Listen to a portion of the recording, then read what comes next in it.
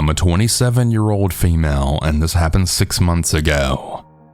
I used to be a skeptic up until the experience I've had while babysitting. I've been babysitting 3 children, Tracy who is 10, Mike who is 8, and Sally who's 4 ever since Sally was a few months old. I've never really had hard times with them other than a few tantrums here and there, which is completely normal. Overall, I care about these children as if they were my own. One day their mother had called me to babysit them again for about 6 days while she and her husband were on business travel. The first 3 nights, everything went normal up until the 4th night. The children and I were watching cartoons until it was time for them to go to bed. Sally was the most difficult to tuck in bed since she was younger and had the most energy. For context, all 3 children slept in the same bedroom since Mike's bedroom was being remodeled. When I finally got Sally to sleep, I went downstairs to watch my favorite show when I had suddenly heard Sally's ABC toy. The toy had letters as buttons where toddlers can learn them. I instantly thought Sally got out of bed and had started to play. Annoyed, I got up from the couch and then went upstairs. I opened their bedroom door only to see that all 3 of them were fast asleep. Keep in mind that there were no toys on the floor. I checked inside their closet where all their toys were kept at. I kept looking for that specific toy, but I just couldn't find it, which made no sense. I mean, I had clearly heard it up there. Then suddenly, I now heard the toy downstairs. There's this button on the toy that says, "ABC, come sing with me." And then there's a little giggle at the end. That's exactly what I heard. My stomach dropped to the point where I just froze in shock and with confusion. I knew for a fact that Sally didn't bring it downstairs from either day. I then quietly went downstairs to later find that the toy was on the dining table. I froze again. It was definitely not there before. When I got near the toy, I noticed that it was off, but it had said again, "ABC, come sing with me." I yelped. I then got the toy and took out the batteries. Tracy had called out my name from the top of the stairs and she asked what was the matter. I didn't want to scare her, so I just said, "Nothing, go back to bed." I didn't know what to make out of this. I then placed the batteries in the drawer in the kitchen and then went to check on the children. Tracy sat up from her bed when she saw me. I sat next to her and I told her that everything was okay. "Liar," she said. "You're scared." I made a puzzled look and then said, "No, I just had a bad dream, that's all." She then slowly shook her head no. "Nuh-uh, Sebastian scared you." Who's Sebastian?" I asked. She later laid down facing the wall. "Don't let him scare you, Darlene. He just wants to play with Sally's toy." I was now so confused yet so scared. I didn't want to ask her any more questions. I couldn't sleep that night. Did Tracy also hear the toy? Is she really used to it? The following night, I was actually able to fall asleep this time since nothing unusual occurred. That is, until 4 a.m. hit. I heard whispers outside of my door. It was still dark out and I had rubbed my eyes to go check out the noises. It was coming from the children's room that was across mine. I slowly opened their door and I then saw Tracy sitting on the rug. She looked up at me with a surprised look on her face. "What are you doing up?" I asked. "Nothing," she replied. "Go to bed. It's way too early to be up. Who are you even talking to?" Tracy just stared at me with a blank expression. "I heard you, Tracy. I know you were talking. Sebastian is upset that you don't give him the same attention that you give us. He keeps trying to catch your attention so you can also take care of him." All of the hairs on my body then stood up. "Tracy, please go to bed. We'll talk about this later." "No, Sebastian wants your attention now, and he wants you to understand that," she then said in a much louder tone. By that point, Mike and Sally also woke up. "Tracy, Sebastian has to leave you alone." Mike groaned. "Okay, so all of you know about Sebastian?" I asked. They all nodded. Thankfully, their parents were coming back that very day because I wanted to get out of there. Fast forward to an hour before their arrival, Tracy didn't want to eat the sandwich I made her. Mike and Sally had no problem and they were playing out in their backyard once they were finished. "Tracy, you've been sitting there without touching your food for an hour." By this point, I was getting irritated. Tracy then looked at me and then said, "Where's Sebastian's meal?" I tried to play along. "Where's Sebastian right now?" "He's holding onto your leg, giggling." My body froze. Just imagining that made my stomach turn. I tried to remain calm and positive. "Well, Sebastian, if you don't sit down, I won't make you a sandwich." Tracy then smiles while looking down at where I was standing. I was really hoping for her parents to get here very soon. I made the extra sandwich and then placed it where Tracy said he was sitting. "He says thank you," she said. I don't know why, but that had actually made me feel a bit better. Eventually, her parents arrived. Once they settled their things and greeted us, the mom had looked at the untouched sandwich and smiled, asking why it was there. Tracy and the other children were already outside with their father playing by this point. I lowered my voice and then said, "The kids claim that there's some boy here wanting my attention." Her eyes widened. "Sebastian?" she said. "Please don't tell me this is true," I said while my voice cracked. She sat me down on the couch and told me to tell her everything that happened. When I told her about the toy, she had recalled it happening every other night, but they've gotten used to it over the years. I don't know how they managed to do that, honestly. Later on, she ended up explaining that the family who lived there before them had a 4-year-old son who had apparently died in the house. The family moved out soon after. By the time this family moved in, Tracy was a newborn baby. When she became a toddler, the mother had noticed how Tracy would talk by herself, and as she grew a bit older, she was able to express herself more and more. She would say that Sebastian was sad and always wanted to play, especially at night. The mom naturally thought it was just an imaginary kid. But as days would pass, Tracy would make it look realistic that someone was actually there. She recalled hearing her argue with literally no one and how one of her toys went missing. Then it later appeared in the locked shed that they have in the backyard. It was impossible for Tracy to put it there. This had creeped the parents out and decided to look up their house's history in hopes that nothing tragic had occurred, when in fact it did. They realized that a little boy had passed away with not too much information on it. This was devastating to them. They decided that they had to deal with it since this little boy wasn't harming anyone. It was also clear that only Tracy could communicate with Sebastian. Neither Mike or Sally can, but they grew up knowing that that was Tracy's friend. When they noticed Tracy staying up late at night playing and talking, they simply know the routine of telling her to stop and to tell Sebastian that it's time for bed, the mother said. "Darlene, honey, Tracy had already told me about Sebastian liking you ever since you started babysitting them. But I had told her not to tell you anything because it may startle you or you wouldn't believe her. But now you see that Sebastian desperately wanted to catch your attention. He's a good kid. It would really destroy all of us to see you leave and no longer babysit for this family. But if that's what you end up deciding, it's understandable." In reality, Sebastian didn't do any harm.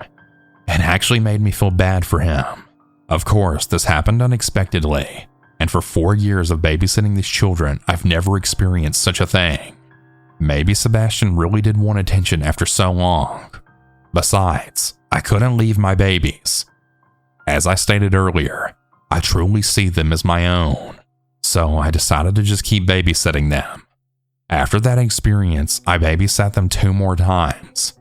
Nothing really extraordinary ever happened other than having some things misplaced or just appear out of nowhere like the first encounter.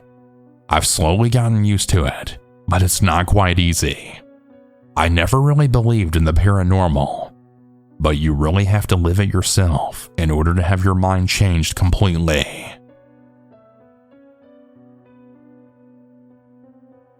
It was the summer of 1987. I was 16 and my friend Tank and I were looking to make some extra cash. We thought babysitting some of the neighborhood kids was probably the easiest way to do this. We put our advertisement in the local newspaper and soon got a couple of calls. We had started to become more and more popular and had started getting jobs left, right, and center. Our one condition? We had to be together. Apart from the occasional troubled child, it was lots of fun and we were getting great money out of it. One night at about 9 p.m., a woman called us and asked us if we would watch her son for a couple of hours as she had a work emergency at the hospital which she worked at. She offered to pay us double, so we accepted. Tank had his permit, so he had drove us to our gigs and I packed the lunches. I quickly packed some PB&J sandwiches and one ham because Tank is allergic to peanuts. We quickly got in the car and we were on our way. The drive only took us about 10 minutes, and when we got there we found a note on the door saying that it was unlocked.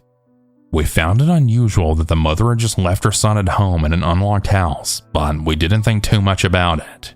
We went inside, and pretty much imminently we were met with an extremely unusual smell. It smelt of bleach and the kind of stuff that your mom uses to clean the windows. We called out for the boy whose name was Maximus. No reply. We looked everywhere. The kitchen, upstairs, the bathroom, the laundry room. We even went into the bedrooms thinking that he might have gone to bed already, but no luck. This was starting to creep us out, and the house was very unsettling. There was not a thing out of place, and no sign a child even lived there. We were walking back down the stairs to call the mother when we had saw a room that we hadn't checked yet. Tank and I walked towards it, and he opened the door slowly. That was when we saw it. A lifelike human-sized stuffed doll sitting on a child's bed just staring at us. Tank and I were both in shock. We didn't know what to do. This was when the phone in the kitchen then rang. Tank and I were quick to answer it. We also just wanted to get the hell out of that room. I picked it up and on the other end was the mother. She asked us if we could get Maximus ready for bed and to have him asleep by 10:30. Then she told me his pajamas are on his bed where he's sitting.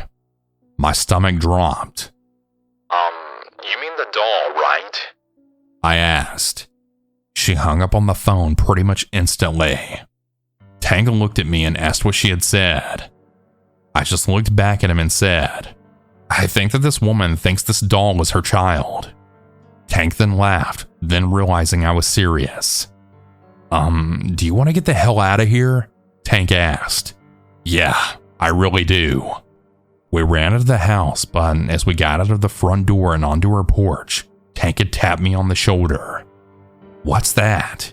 He pointed at something.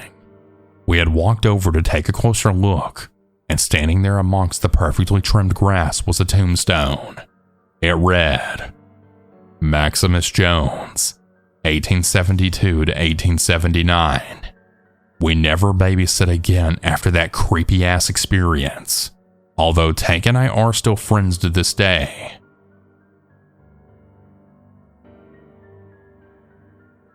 For some background info, I was babysitting my 3 younger sisters. I rarely see them as I didn't and still don't have an amazing relationship with my father, ending with me moving in with my mother full time. My father constantly had some type of excuse for me to come over or would straight up say manipulative things just to get me over to his house. Though I want to make it very clear that this story isn't about my father, but he was very abusive to me all throughout my childhood and towards my mother when they were together. I love my siblings very much, but I know that they're safe at my father's house. I was the oldest kid, and I think it had a play in why I was treated the way I was. But anyways, back to the story. It was 2020, and at the time my father lived in a nice big house. The layout is confusing, so I'll try to explain it to the best of my ability. 2 of my sisters, Amaya and Amy's room was located in the basement. But the basement wasn't really a basement. It was where the garage was, as well as the back doors which led to the pool and backyard. Basically, when you walk down the stairs, you can see the downstairs living room set up, and then past that was Amaya and Amy's room. Right before their rooms was a guest bedroom that had a closet, storage room, and a bathroom inside of it.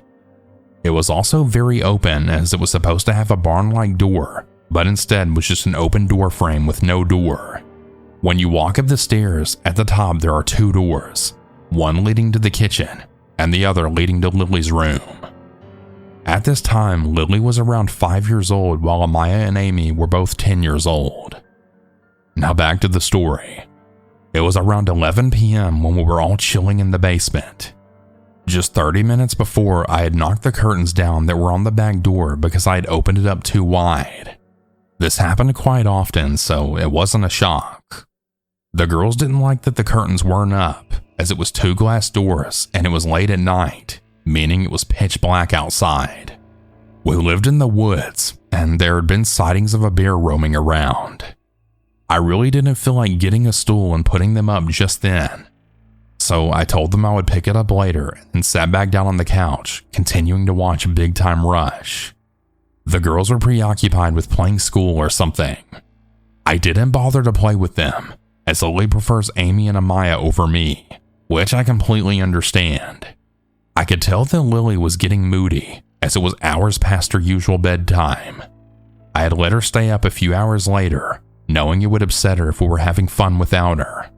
I assumed that the older girls and I would just watch a movie after Lily went down. I asked Amy and Amaya to take Lily upstairs so I could pick up the mess. The 3 of them ran upstairs and into Lily's bedroom, slamming the door behind them. I could hear them giggling loudly, and the last thing I wanted was for Lily to not go to sleep. I had then yelled, "Get Lily in her PJs!" from the basement while getting a stool from the guest bedroom. All of the giggling had stopped, assuming they were getting Lily settled down. I pulled the stool up to the window and grabbed the curtains and curtain rod. I was putting the curtains back up when I had heard footsteps coming down the stairs. I didn't hear Lily's door nor the kitchen door open or close. I hadn't turned around, assuming it must have been one of the girls either way.